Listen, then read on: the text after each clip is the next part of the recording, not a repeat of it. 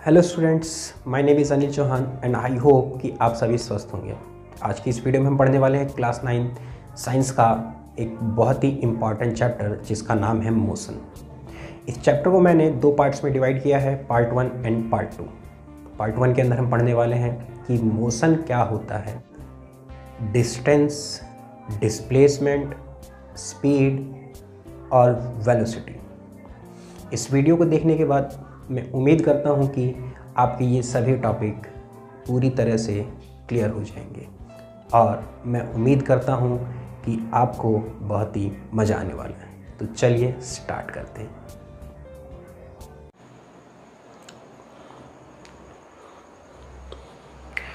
तो सबसे पहले हम जानेंगे कि किसी भी ऑब्जेक्ट की क्या क्या स्टेट हो सकती है। तो किसी भी ऑब्जेक्ट की दो स्टेट हो सकती है, एक है रेस्ट और दूसरा है मोशन।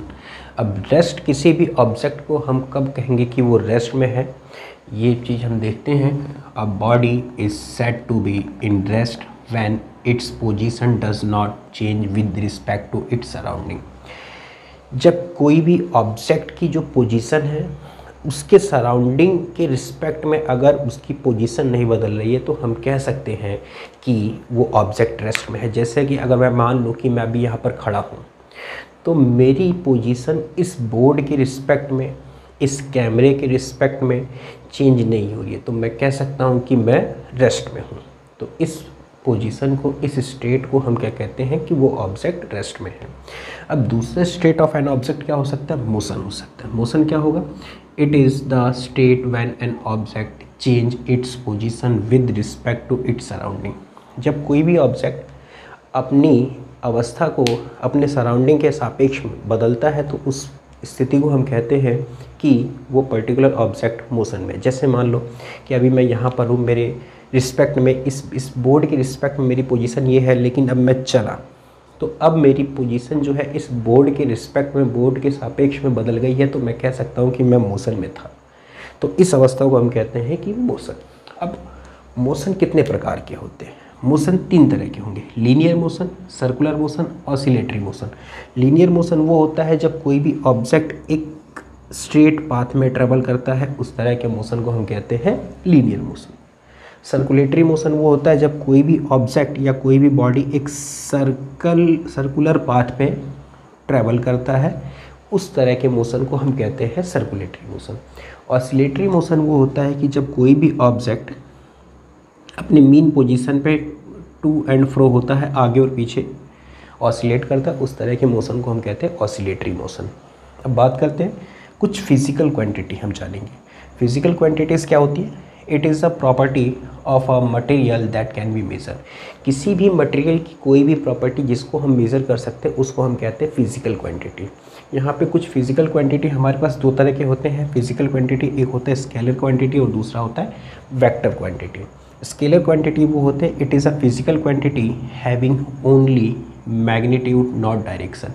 एक ऐसी फिजिकल क्वांटिटी जिसका सिर्फ और सिर्फ क्या होता है, मैग्नीट्यूड होता है, डायरेक्शन नहीं होता है। इस तरह की क्वांटिटी को हम कहते हैं स्केलर क्वांटिटी। तो स्केलर क्वांटिटी का एग्जांपल है स्पीड, डिस्टेंस एटसेट्रा। जैसे कि मैं बात कहूँ कि अगर मान लो मैं कहूँ डिस्टेंस, तो 5 मीटर अगर मान लो कोई भी ऑब्जेक्ट डिस्टेंस ट्रैवल करता है तो इस डिस्टेंस को मैं कहता हूँ कि स्केलर क्वांटिटी। क्यों?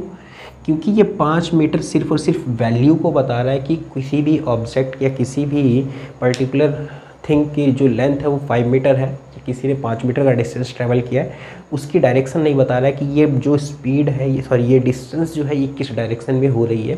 तो इस 5 मीटर की ये जो क्वांटिटी है, यहाँ पे हमको सिर्फ और सिर्फ वैल्यू पता है, मैग्नीट्यूड पता है, इसका मैग्नीट्यूड मतलब ये जो न्यूमेरिकल वैल्यू होती है, लेकिन इसकी हमें डायरेक्शन नहीं पता, इसलिए इस तरह की क्वांटिटी को हम कहते हैं स्केलर क्वांटिटी। इसी प्रकार से स्पीड, अब स्पीड जो है वो किसी डायरेक्शन में हो सकती है, 5 metre per second, 6 metre per second हो सकता है, लेकिन उस स्पीड की डायरेक्शन हम नहीं बता सकते हैं अगर जब तक हम बता रहे हैं। तो इसलिए हम स्पीड को भी क्या बोलेंगे, स्केलर क्वांटिटी बोलेंगे। अब बात करते हैं vector quantity. It is a physical quantity having both magnitude as well as direction. एक ऐसी फिजिकल क्वांटिटी जिसका मैग्नीट्यूड भी होता है और डायरेक्शन भी होता है, उसको हम कहते हैं वेक्टर क्वांटिटी। जैसे डिस्प्लेसमेंट अभी हम समझेंगे क्या होता है। फोर्स की हम बात करते हैं पहले। फोर्स क्या होता है, किसी भी एक पर्टिकुलर डायरेक्शन में लगता है, इसीलिए जो फोर्स है वो क्या है, वेक्टर क्वांटिटी है। और तो इसलिए हम फोर्स को क्या कह सकते हैं, वेक्टर क्वांटिटी। जैसे मान लो कि ये मार्कर मैंने अपने हाथ पे रख दिया, तो मार्कर जो है मेरे हाथ पे एक नीचे की डायरेक्शन में एक फोर्स लगा रहा है, तो हम कह सकते हैं कि जो फोर्स है ये क्या है, एक वेक्टर क्वांटिटी, क्योंकि इसके पास क्या है कि इसका मैग्नीट्यूड भी है और डायरेक्शन भी है। अच्छा, तो अभी फ़िलहाल आप ये नोट कर लीजिए और फिर उसके बाद हम आगे देखते हैं। अब हम बात करते हैं फिज़िकल क्वांटिटी डिस्टेंस के बारे में कि डिस्टेंस क्या होता है। तो आइए देखते हैं कि डिस्टेंस क्या होता है। डिस्टेंस क्या होता है, actual path length travelled by a body is known as distance. किसी भी ऑब्जेक्ट के द्वारा जो भी एक्चुअल पाथ, जिस एक्चुअल पाथ की लेंथ जो ट्रैवल की गई है, उसी को हम क्या कहते हैं, डिस्टेंस कहते हैं। फॉर एग्जांपल कि मान लेते हैं कि ये रेक्टेंगुलर ट्रैक है, इसके ऊपर एक पर्सन यहाँ पे खड़ा है और ये चलता है यहाँ से, मान लेते हैं ये पॉइंट ए है, ये पॉइंट बी है, ये सी है और ये डी है। तो ये पर्सन ए से बी पे गया और फिर बी से सी पे गया। तो इस पर्सन के द्वारा जो एक्चुअल डिस्टेंस ट्रैवल किया गया वो है ए बी और प्लस बी सी।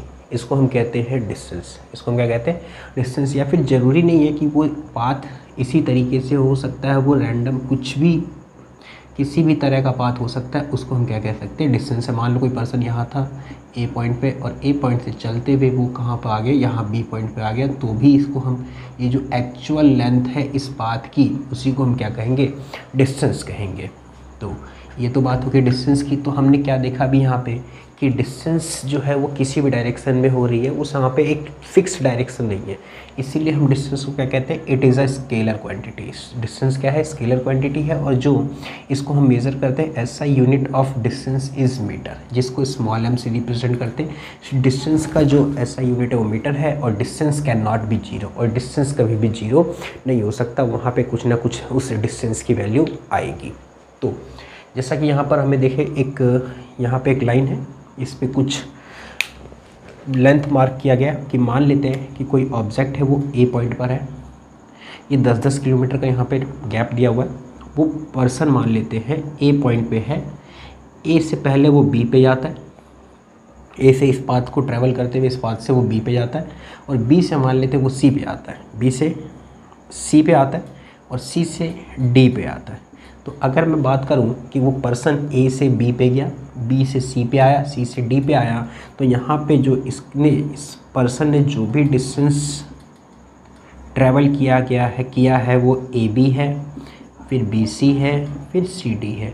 ये सारी लेंथ को जोड़ने के बाद ये इसके द्वारा ट्रैवल किया गया डिस्टेंस होगा। तो ए बी कितना हो गया 100, बी सी कितना हो गया यहाँ से 10, 20, 30, और सी डी आपका कितना हो गया 10, 20। तो जो डिस्टेंस ट्रैवल किया गया 150 किलोमीटर ट्रैवल किया गया। ये तो बात हुई किसकी, डिस्टेंस की। और डिस्टेंस की यूनिट मैंने क्या बताई, मीटर में हो गई। और अगर मान लेते हैं कि ये लेंथ थोड़ी सी ज़्यादा बड़ी है तो उसको हम किस में भी लेते हैं, किलोमीटर में भी लेते हैं। ठीक है। अच्छा, अब हम बात करते हैं डिस्प्लेसमेंट की। डिस्टेंस और डिस्प्लेसमेंट बहुत ही थोड़ा सा अंतर है। डिस्टेंस के अंदर डायरेक्शन होती है, डिस्टेंस के अंदर डायरेक्शन नहीं होती है, और डिस्प्लेसमेंट में डायरेक्शन होती है। तो हम देखेंगे the shortest distance between initial position and final position. किसी भी ऑब्जेक्ट के द्वारा मान लेते कुछ डिस्टेंस ट्रैवल किया गया, तो उस डिस्टेंस ट्रैवल करने के दौरान किसी उस पर्सन या उस ऑब्जेक्ट की इनिशियल पोजीशन कुछ ना कुछ रही होगी, और फिर उस डिस्टेंस को ट्रैवल करने के बाद उसकी पोजीशन कुछ ना कुछ रही हो, तो उसकी फाइनल पोजीशन होगी। तो इनिशियल और फाइनल पोजीशन के बीच का जो डिस्टेंस होता है उसी को हम क्या कहते हैं, डिस्प्लेसमेंट। जैसे मान लेते हैं यहाँ पे पर्सन ए पे था, ए से बी पे गए, बी से सी पे, तो इसकी इनिशियल पोजीशन ये थी और फाइनल पोजीशन ये है। तो यहाँ से मिनिमम डिस्टेंस है, ये तो डिस्टेंस तो एक्चुअल बात है, लेकिन यहाँ पे किसकी बात कर रहा है, वो शॉर्टेस्ट डिस्टेंस की बात कर रहा है, मिनिमम डिस्टेंस की बात कर रहा है। तो जो शॉर्टेस्ट डिस्टेंस होगा वो क्या होगा, AC होगा, और जिसकी हमें एक डायरेक्शन दिखाई दे रही है। तो इसीलिए डिस्प्लेसमेंट जो है वो क्या है, it is a vector quantity. इसीलिए डिस्प्लेसमेंट क्या है, वेक्टर क्वांटिटी है। और SI यूनिट की बात करें तो डिस्प्लेसमेंट की SI यूनिट भी क्या रहेगी, मीटर रहेगी। और डिस्प्लेसमेंट हो सकता है पॉजिटिव है, नेगेटिव है, या फिर जीरो भी हो सकता है। क्योंकि जीरो किस कंडीशन में होगा कि मान लेते हैं कि वो पर्सन A से चला, A से B पे गया, B से C पे गया, C से D पे, D से वापस A से आ गया, तो इसकी इनिशियल पोजीशन भी A थी और फाइनल पोजीशन भी ये है। तो जब कोई भी पर्सन अपनी इनिशियल पोजीशन से स्टार्ट करके अपने पूरे डिस्टेंस को वापस वहीं पे आके ख़त्म करता है तो उस कंडीशन में जो डिस्प्लेसमेंट होगा वो क्या होगा, 0 होगा। और पॉजिटिव तो हमें समझ में आता है कि वो पर्सन ए से बी पे गया या ए से बी सी पे, तो ये पॉजिटिव ही है डिस्प्लेसमेंट। लेकिन नेगेटिव कब होगा, नेगेटिव तब होगा कि मान लेते हैं एक पर्सन है यहाँ पे खड़ा ए बी और फिर बी से वापस ये ऑपोजिट डायरेक्शन में जाके ये सी पे आ जाता है।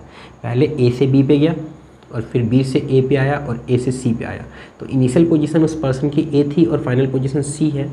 तो यहाँ पे जो डिस्प्लेसमेंट होगा वो ए सी होगा और ये क्या होगा, ऑपोजिट डायरेक्शन में होगा, इसलिए इस कंडीशन में क्या होगा, डिस्प्लेसमेंट 0 होगा। अच्छा, अगर मैं इस कंडीशन के अंदर मैंने बात करी डिस्टेंस 150 किलोमीटर आ गया, लेकिन अगर मैं डिस्प्लेसमेंट की बात करूँ, डिस्प्लेसमेंट, तो इस वाली कंडीशन की मैं बात कर रहा हूँ, तो पर्सन ए से बी पे गया, बी से सी पे आया, सी से डी पे आया, तो इनिशियल पोजीशन उसकी ए थी और फाइनल पोजीशन उसकी डी है। तो मिनिमम डिस्टेंस उसका क्या होगा, ए डी होगा। मिनिमम डिस्टेंस उसका क्या होगा, ए डी होगा, और इसी को हम क्या कहेंगे, डिस्प्लेसमेंट। तो आप देखोगे 10, 20, 30, 40, 50 जो डिस्प्लेसमेंट है इसका कितना है, 50 किलोमीटर। अगर मान लो वही पर्सन वापस डी, ए से बी, सी, डी से वापस ए पे आता तो डिस्प्लेसमेंट क्या हो जाता, 0 हो जाता। तो ये तो था डिस्टेंस और डिस्प्लेसमेंट। और अगर डिस्टेंस और डिस्प्लेसमेंट के बीच में हमें डिफरेंस लिखना हो तो हम इन पॉइंट्स को कंपेयर कर सकते हैं। जो पहला पॉइंट होगा, ये पहला पॉइंट इसका हो जाएगा और इसकी डेफिनेशन हो जाएगी। ये स्केलर क्वांटिटी है, ये वेक्टर क्वांटिटी है। जो तीसरा पॉइंट है ये तो कॉमन है, तो यहाँ पे ये नहीं लिखेंगे। जो फोर्थ पॉइंट है, distance can be 0, can not be 0, और ये जो डिस्प्लेसमेंट होगा पॉजिटिव भी हो सकता है, नेगेटिव भी हो सकता है और 0 भी हो सकता है। तो ये तो था हमारा डिस्टेंस और डिस्प्लेसमेंट। आशा करता हूँ समझ में आया होगा, आप इसको नोट कर लीजिए।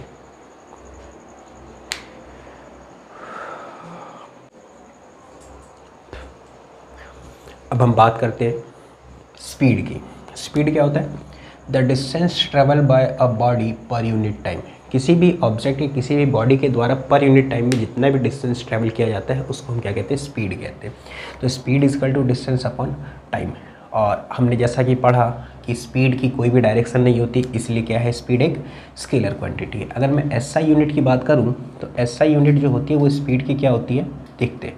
एक क्वेश्चन के रूप में समझते हैं कि मान लेते हैं एक ऑब्जेक्ट है, उसके द्वारा जो डिस्टेंस ट्रेवल किया गया वो 1 मीटर है और जो टाइम लिया गया वो कितना है, 1 सेकेंड है। तो अगर मैं स्पीड निकालने की कोशिश करूं तो क्या हो जाएगा, 1 मीटर अपॉन में 1 सेकेंड। तो 1 से 1 आ गया और मीटर पर सेकेंड। तो मैं कह सकता हूं कि SI unit of distance is metre per second. SI unit of distance is metre per second. SI unit of speed is metre per second. या फिर कहीं कहीं पे आपको ये मीटर पर सेकेंड आपको इस तरीके से लिखा हुआ मिलेगा, metre per second. Metre per second आपको इस तरीके से लिखा हुआ मिलेगा। तो स्पीड की एसआई यूनिट जो होती है वो क्या होती है, मीटर पर सेकेंड होती है। और स्पीड क्या होती है, एक स्केलर क्वांटिटी होती है। बात करते हैं वेलोसिटी की। स्पीड और वेलोसिटी में बस थोड़ा सा ही डिफरेंस है। स्पीड की डायरेक्शन नहीं हो सकते लेकिन वेलोसिटी की डायरेक्शन होती है किसी भी एक पर्टिकुलर डायरेक्शन में। तो हम कह सकते हैं that distance travelled by a body per unit time, same definition है, but in a given direction. जब किसी गिवन डायरेक्शन के अंदर डिस्टेंस ट्रेवल किया जा रहा है किसी भी ऑब्जेक्ट के द्वारा पर यूनिट टाइम में, तो उस कंडीशन को हम कह सकते हैं, उस स्पीड को हम क्या कहेंगे, वेलोसिटी कहेंगे। और वेलोसिटी हमेशा, जब भी वेलोसिटी की बात होगी तो इसका मतलब है मोशन हमेशा स्ट्रेट लाइन में हो रहा होगा, है ना। मोशन हमेशा स्ट्रेट लाइन में होगा, तो उस कंडीशन में हम स्पीड को वेलोसिटी बोलेंगे। और यहाँ पर स्ट्रेट लाइन में है तो वहाँ पे डायरेक्शन गिवन है। डायरेक्शन हमको पता है कि किसी एक पर्टिकुलर डायरेक्शन में वेलोसिटी डिस्टेंस ट्रेवल किया जा रहा है, तो हम कह सकते हैं वेलोसिटी क्या है, एक वेक्टर क्वांटिटी है। वेलोसिटी एक वेक्टर क्वांटिटी है, तो वेलोसिटी को हम क्या कहेंगे, डिस्प्लेसमेंट अपॉन टाइम। तो जो डिस्प्लेसमेंट होगा इसकी एसआई यूनिट भी मीटर होगी और टाइम की एसआई यूनिट सेकंड होगी। तो जो एसआई यूनिट स्पीड की होगी मीटर पर सेकेंड, वही एसआई यूनिट किसकी होगी, वेलोसिटी की होगी। तो हम लिख सकते हैं कि SI unit of velocity is metre per second, या फिर कहीं कहीं पे आपको ये मीटर पर सेकंड दिया होगा। और जब मान लो स्पीड ज़्यादा होगी, वेलोसिटी ज़्यादा होगी, तो वहाँ पे जो यूनिट है वो किलोमीटर पर आवर भी दिया हो सकता है, स्पीड की बात करें या वेलोसिटी की। अच्छा, अब यहाँ पे हम बात कर लेते हैं एक चीज़ और निकालने के लिए हम आएगी। ये तो हो गया स्पीड का फार्मूला, लेकिन कभी कभी हमें दिया होता है एवरेज स्पीड निकालने के लिए। तो जो एवरेज स्पीड का जो फार्मूला होता है वो क्या होता है, टोटल डिस्टेंस अपॉन में total time. Total distance upon total time जो फार्मूला होता है वो किसका होता है, एवरेज स्पीड का। और एवरेज स्पीड ये भी एक तरह की स्पीड है, तो इसकी एसआई यूनिट भी क्या होगी, आपकी मीटर पर सेकेंड ही होगी। अच्छा, या अगर ये तो बात होगी एवरेज स्पीड की, लेकिन मैं बात करूँ जब एवरेज वेलोसिटी की, एवरेज वेलोसिटी की जब मैं बात करूंगा तो एवरेज वेलोसिटी क्या होती है, इनिशियल पोजीशन और इनिशियल वेलोसिटी और फाइनल वेलोसिटी का जो एवरेज होता है उसी को हम कहते हैं एवरेज वेलोसिटी। एवरेज वेलोसिटी का मतलब क्या है कि मान लेते हैं 2 पॉइंट है, एक पॉइंट है ए, एक पॉइंट है बी। इस पॉइंट से किसी भी ऑब्जेक्ट ने, किसी बॉडी ने मोशन को स्टार्ट किया, तो यहाँ पे जो उसकी वेलोसिटी थी वो इनिशियल वेलोसिटी होगी, और जो यहाँ पे उसकी वेलोसिटी होगी वो क्या होगी, फाइनल वेलोसिटी होगी। इनिशियल वेलोसिटी को हम u से रिप्रेजेंट करते हैं और फाइनल वेलोसिटी को हम v से रिप्रेजेंट करते हैं। तो initial velocity plus final velocity का डिवाइडेड बाई 2 जो आएगा हमारी वैल्यू, उसी को हम क्या कहते हैं, एवरेज वेलोसिटी। तो हम लिख सकते हैं initial velocity plus final velocity divided by, means हम कह सकते हैं जो एवरेज वेलोसिटी होगी वो क्या होगी, initial velocity plus final velocity divided by 2। ये जो फार्मूला आया ये एवरेज वेलोसिटी का है, और ये जो फार्मूला आया ये एवरेज स्पीड का है। और यहाँ पे दोनों की एसआई यूनिट क्या होगी, metre per second. Average velocity की भी एसआई यूनिट क्या होगी, मीटर पर सेकेंड। तो ये तो था हमारा स्पीड और वेलोसिटी के बारे में। तो आज की वीडियो में बस इतना ही, बाकी नेक्स्ट वीडियो में हम आगे का चैप्टर के जो भी टॉपिक्स हैं उनको पढ़ेंगे। Thank you.